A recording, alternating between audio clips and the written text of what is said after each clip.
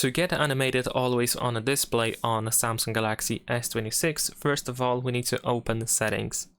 Over here in settings, scroll down a little bit and then search for themes.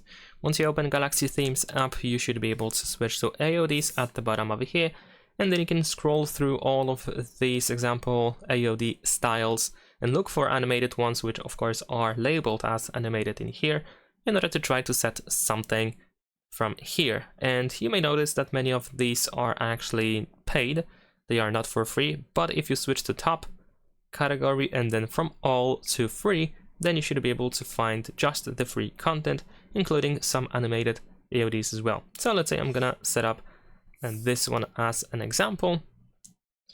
Let's download it, and of course we will have to apply it. Once it is downloaded, we're gonna select clock and image, because why not? And if I go to the AOD now, we should see a little animation. I'm not sure if it's going to work. Let's see. I guess this one does not really work. So maybe let me try to use a different one just in case. We don't have to stick with this one. Let's say we're gonna use this one here.